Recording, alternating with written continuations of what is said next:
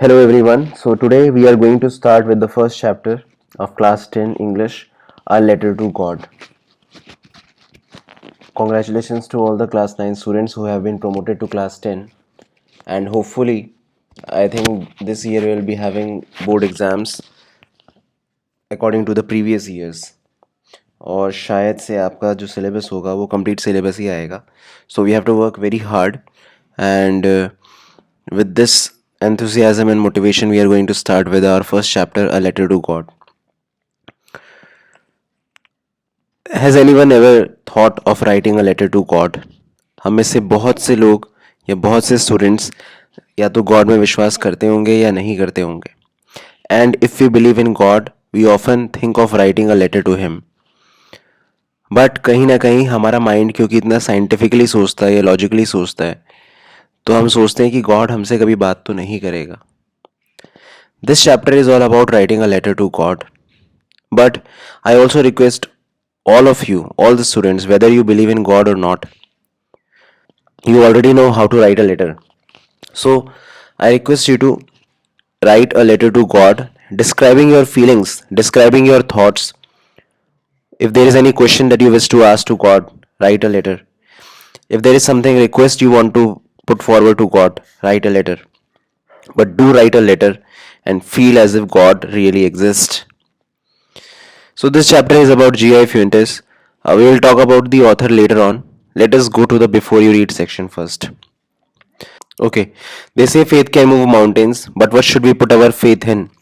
This is the question the story delicately poses. I read a very popular verse in Bible that says, if you have faith even to a small mustard seed, if you have faith even to a small mustard seed, then it has got the ability to move mountains. पर faith actual में होता क्या है?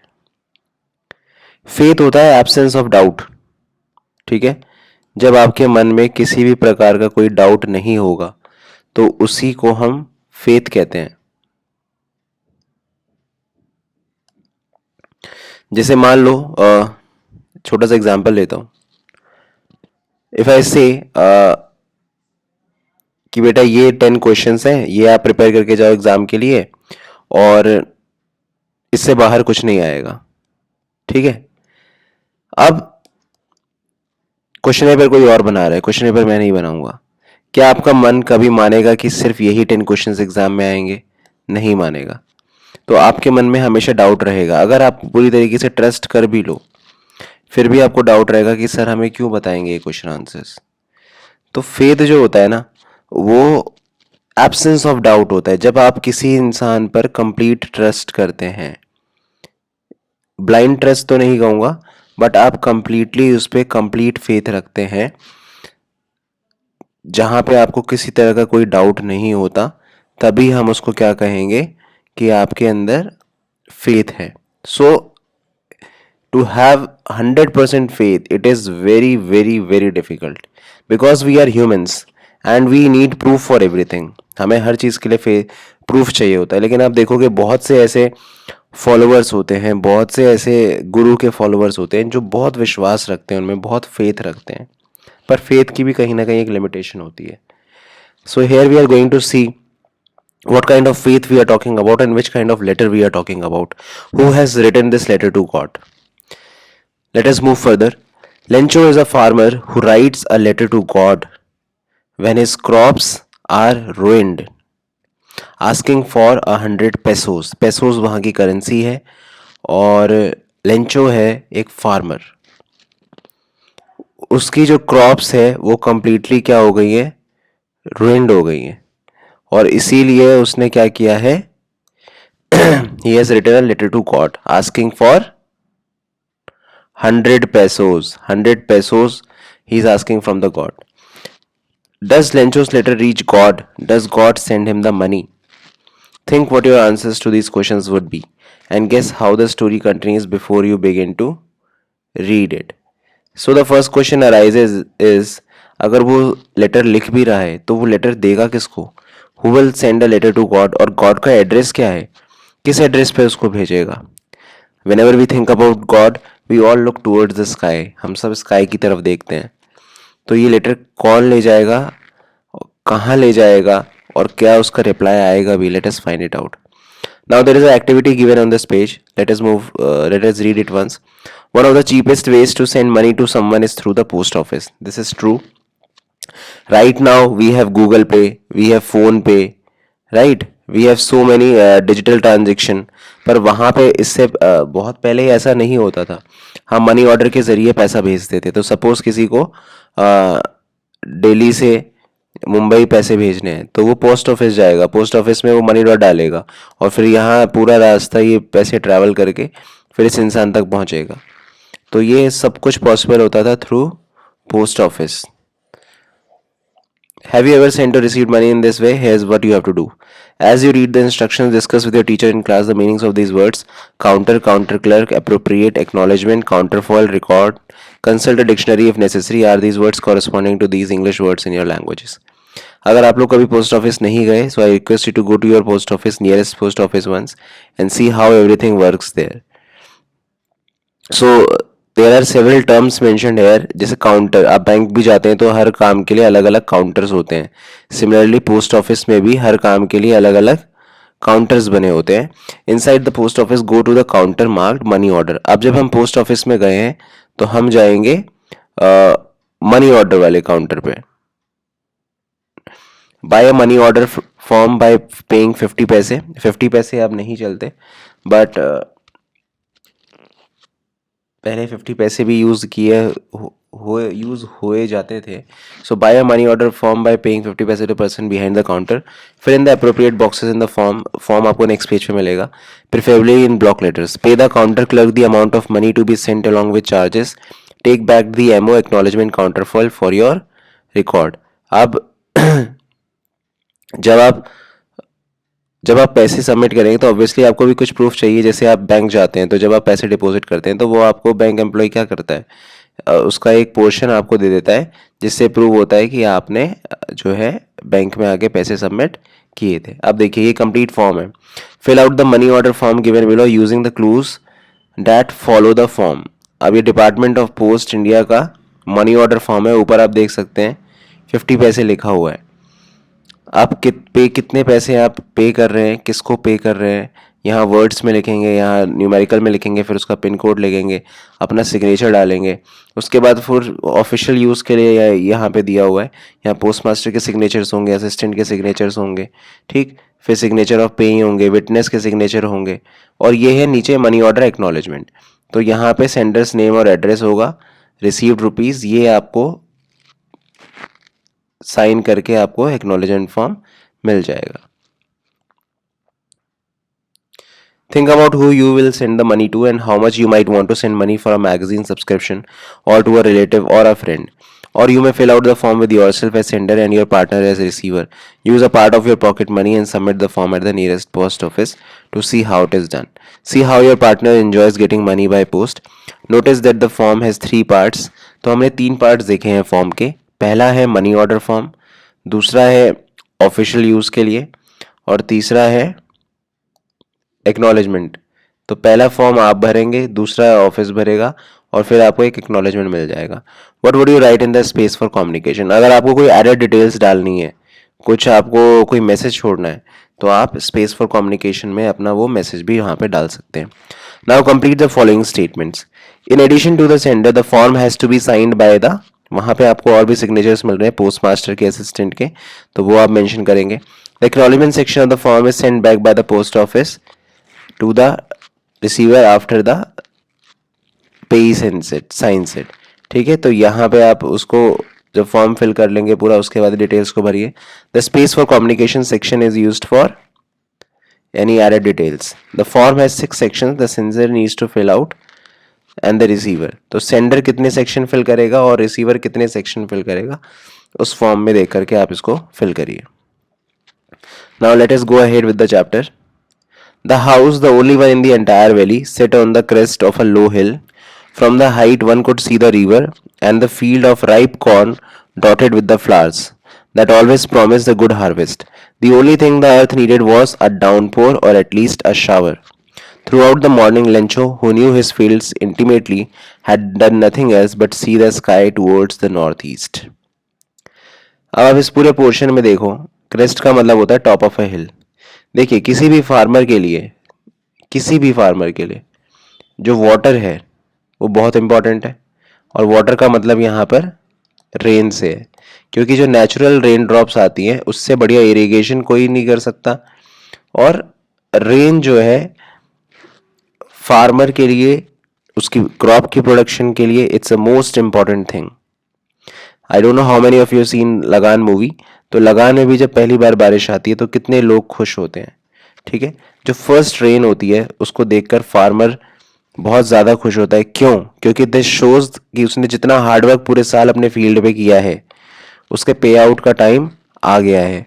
अब उसका hard work का जो result है वो उसको मिलेगा. So Lencho he was looking on the north east. He was waiting for the rain. Downpour का मतलब होता है रेन, या फिर कम से कम थोड़ी सी बारिश ही हो जाए. Now we are really going to get some water woman. The women who was preparing supper replied, yes, God willing. अगर this clearly shows that they believe in God a lot. ठीक है, if God wishes then they will definitely have the rain. The older boys were working in the field while the smaller ones were playing near the house until the women called to them all, come for dinner. It was during the meal, just as Lencho had predicted, big drops of rain began to fall. In the northeast, huge mountains of clouds could be seen approaching. The air was fresh and sweet. The man went out for no other reason than to have the pleasure of feeling the rain off his body. See, rain has a variety of emotions attached to it. Rain जो है ना उसके साथ emotions भी attached हैं. ठीक है, you all must be remembering when we were very young, or when we were very small children, we used to take bath in the rain and we used to play in the rain. I remember we used to, on the roof we used to close all the outlets, or we used to store water on the roof and we used to make it like a swimming pool and then swim in it. ठीक है, तो इस तरीके से बहुत सारे लोगों के लिए, और वो specially after very hot weather जब बारिश होती है, और स्पेशली विलेजेस एरिया में जहाँ पे मिट्टी होती है. मतलब मेट्रोपॉलिटन सिटीज़ में तो आपने देखा है मोस्टली अब हर जगह सीमेंटेड रोड्स हो गई हैं, पर जहाँ मिट्टी है जब बारिश की बूंदें पड़ती हैं तो उस मिट्टी की जो खुशबू होती है वो भी बहुत अच्छी लगती है. तो रेन जो है सिर्फ रेन नहीं है यहाँ पे, स्पेशली इंडियन कम्युनिटीज़ में it has lot of relations with the emotions that the one person has. ठीक है, many people like to drink tea and eat pakoras at that time. कुछ लोग बालकनी में बैठ के दे फील द वेदर. तो rain के बहुत सारे इमोशंस अटैच्ड है. और यहाँ पे लेंचो जो है, the man went out for no other reason than to have the pleasure of feeling the rain on his body. He wanted to feel the emotion. And when he returned, he exclaimed, these are not raindrops falling from the sky, they are new coins. Now, this is very important. What he says, these raindrops falling from the sky, the big drops are 10 cent pieces and the little ones are fives. ठीक है, ये जो बड़ी बड़ी rain drops हैं ये 10 Saint है, और जो छोटी छोटी ड्रॉप्स हैं वो 5 सेंट्स है. क्यों? क्योंकि इस वाटर से जो क्रॉप्स प्रोड्यूस हुई हैं, है ना, इस वाटर से जो क्रॉप्स प्रोड्यूस हुई हैं उनको सेल करके ही उसके पास पैसा आएगा. ऑलराइट, तो उसको यूज करके जब पैसा आएगा उसी से उसका लाइवलीहुड चलेगा. करेक्ट. तो इसीलिए ये जो रेन ड्रॉप्स हैं उसको वो सिर्फ एक रेन ड्रॉप्स की तरह नहीं देख रहा है. He is looking at them as he is looking at all this as money in the sense that it will help him to not only just earn his livelihood but also use this money for the next year's harvest. With a satisfied expression, he regarded the field of ripe corn with its flowers draped in a curtain of rain. But suddenly a strong wind began to blow, and along with the rain very large hailstones began to fall. These truly did resemble new silver coins. The boys, exposing themselves to the rain, ran to collect the frozen pearls. But suddenly क्या होता है, suddenly जो weather है वो थोड़ा और extreme हो जाता है and hail stones start coming. Hail stones किसे कहते हैं, वो जो आपके ओले गिरना शुरू हो जाते हैं, वो आइस के पार्टिकल्स छोटे छोटे. तो देखो, excess of everything is harmful. हमें रेन चाहिए पर हमें स्टॉर्म नहीं चाहिए. पर यहाँ तो हेल स्टॉर्म स्टार्ट हो गया. अब इससे क्या हुआ, उसकी जो क्रॉप्स फील्ड्स थी वो डैमेज होना शुरू हो गई. But they seem like silver coins. ठीक है, और जो बॉयज थे, young and old boys, they started to run away and collect those pearls. It is really getting bad now, exclaim the man. I hope it passes quickly. अब वो उसकी tension जो है लंचो की, वो बढ़ना शुरू हो गई. ही थॉट अगर इसी तरीके से रेन होती रही, you can see his facial expression. अब उसको डर लगने लगा कि कहीं if it starts if the weather becomes extreme, all his hard work will go into vain.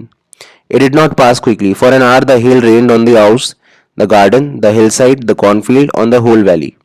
The field was white as if covered with salt. अब hello storm इतना हुआ कि वो सारे वाइट पार्टिकल्स से ना पूरा फील्ड कवर्ड हो गया और सारी क्रॉप्स डैमेज हो गई. Not a leaf remained on the trees. The corn was totally destroyed. Totally destroyed. Totally means completely destroyed. The flowers were gone from the plants. Lencho's soul was filled with sadness. When the storm had passed, he stood in the middle of the field and said to his sons. Now, this line is very important. A plague of locusts. Locusts are the insects which fly in big swarms. अभी recently news channel में भी आपने देखा होगा. This group of locusts, it traveled in several states, है ना, and they destroyed all the crops. तो have left more than this, would have left more than this, the hail has left nothing.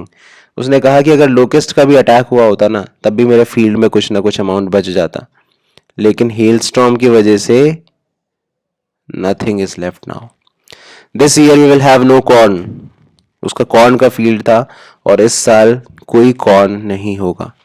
That night was a sorrowful one. All our work was for nothing. There's no one who can help us. We will go hungry this year. See, sometimes it is very difficult to understand unless you feel it. You will not understand the meaning of a sentence. आप imagine करो कि you worked very hard for your exam, very hard, and on the day of exam you fell ill and you are unable to give the exam. You become absent on your exam because you are having fever or you somehow you are not able to give the exam. How will you feel? पूरे साल की मेहनत आपको ऐसे लगेगा कि एक पल में वो सारी बर्बाद हो गई. वो 3 घंटे मोस्ट इंपॉर्टेंट होते हैं क्योंकि उन 3 घंटों के लिए आपने पूरे साल मेहनत की है. Same is happening with Lencho. He worked very very hard on his field so that he could get a good produce. लेकिन इस स्टॉर्म की वजह से उसकी पूरे साल की मेहनत जो है it went in vain. So you can understand what he means by this. We will all go hungry this year. क्योंकि और कोई काम ही नहीं है ना उनके पास, तो उनका काम ही क्रॉप्स प्रोड्यूस करना है. अब वो क्रॉप्स ही चलेगी तो उसके साल, पूरा साल उसका बर्बाद हो गया. Let us go to the questions now. What did Lencho hope for? Obviously, he was hoping for some rain, good rain for his crops. What did Lencho say? The raindrops were like new coins. He compared it to new coins because these raindrops would fill his field and his crops. He will have a good production of crops. By selling them, he would get money. So, therefore, he compares it with new coins. How did the raindrops change what happened to Lencho's field? Rain suddenly turn into hail storm. Suddenly rain किस में change हो गई? Hail storm में. और Lencho's fields were completely filled, covered with white, felt like it is covered with white salt and all his crops got destroyed. What were Lencho's feelings when the hail stopped? आप यहीं पे देख लीजिए. He felt that a group of locusts would have left more than this, but this hail has left nothing. It was a very sorrowful night for him and he felt that he will go hungry this year. Alright, so let us move further. But in the hearts of all who lived in that solitary means lonely, solitude, alone, lonely house in the middle of the valley, there was a single hope. अब बस एक ही चीज बची थी और वो थी help from God. Human nature है ना, whenever we are into some problem, that is the only time that we remember God. That is the only time we remember to pray to him. Don't be so upset, even though this seems like a total loss. Remember, no one dies of hunger. अब वो कहता है कि कोई भी भूख से तो नहीं मरता, इससे डरने की जरूरत नहीं है, because we have God. That's what they say. No one dies of hunger. All through the night, Lencho thought only of his one hope, the help of God. यहाँ पे होती है God की एंट्री, और यहाँ पे हमें समझ आता है कि चैप्टर का नाम अ लेटर टू गॉड क्यों है. ठीक है. Only of his one hope, the help of God, whose eyes, as he had instructed, see everything, even what is deep in one's conscience. So God sees everything, what is going on in your mind, in your soul, everything he knows, what is going in your heart. Lencho was an ox of a man. Ox of a man means, ये एक phrase है, means he was very innocent. ठीक है, बहुत नेव था, बहुत भोला इंसान था. Ox of a man, working like an animal in the fields, बहुत मेहनत करता था. Used to work very hard, but still he knew how to write. लेकिन उसको पढ़ना लिखना तो नहीं आता था, बट ही थोड़ा बहुत उसे लिखना जरूर आता था.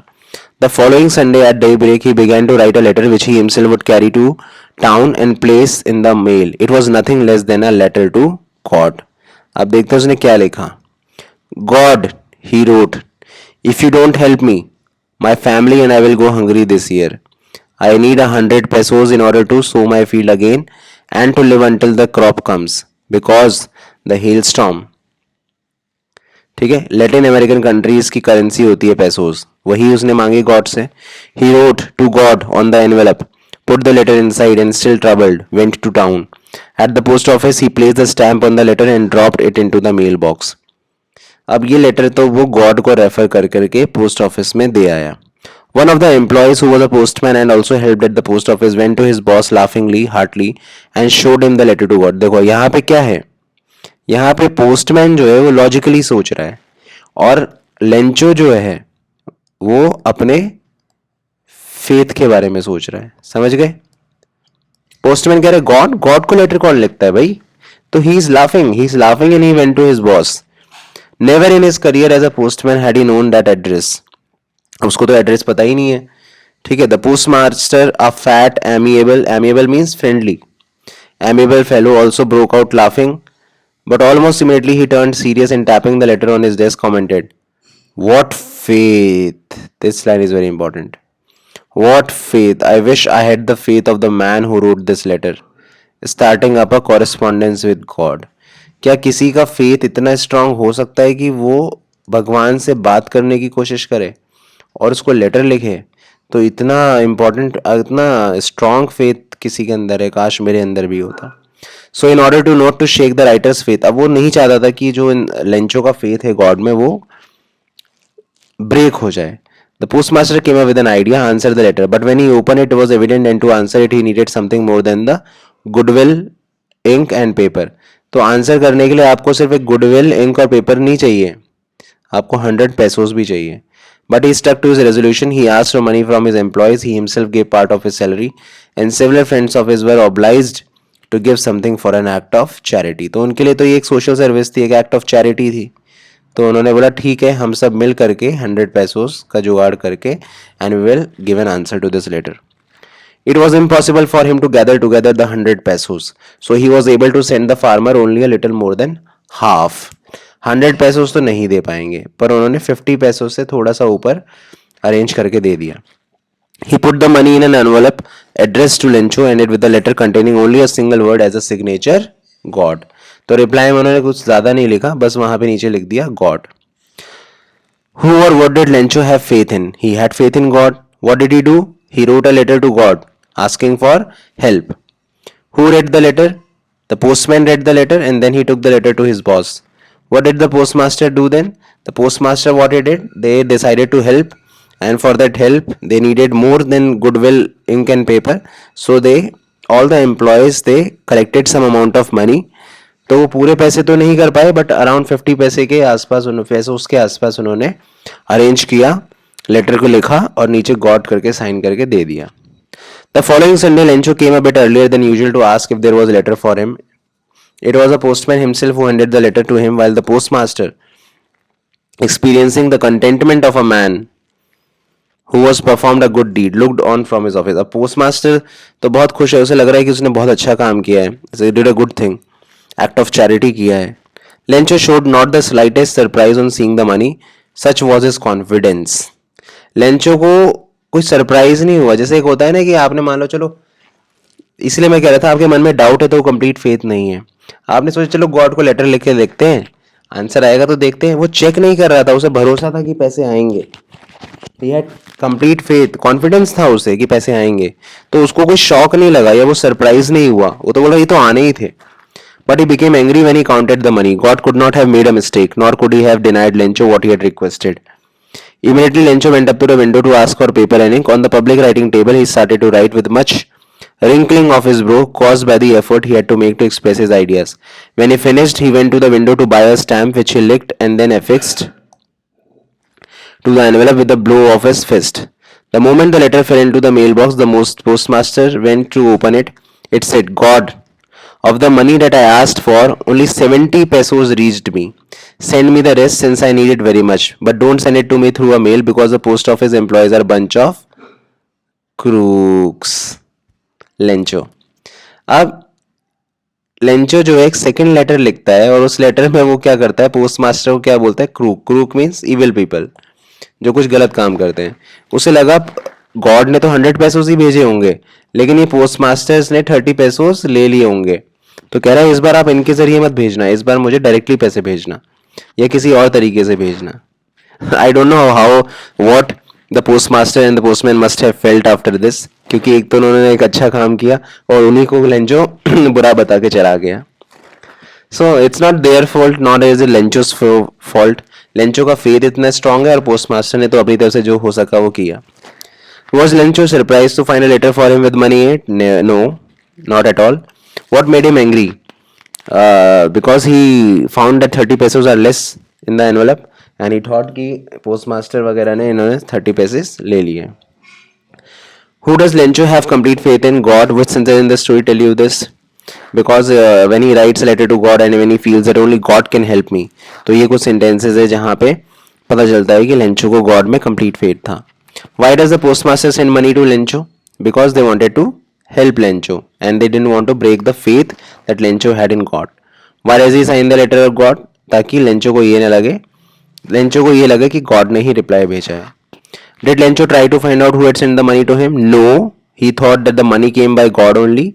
He was very confident about it. Rather he felt कि जो 30 pesos कम है वो post office की वजह से है. Why does Lencho think has taken the rest of the money? What is the irony in the situation? Irony ये है कि the person who helped Lencho उन्हीं पे डाउट करता है कि they have taken his money. Remember that the irony of a situation is an unexpected aspect of it. An ironic situation is strange or amusing because it is the opposite of what is expected. Thank you so much everyone. In the next part I will be discussing the exercise question answers.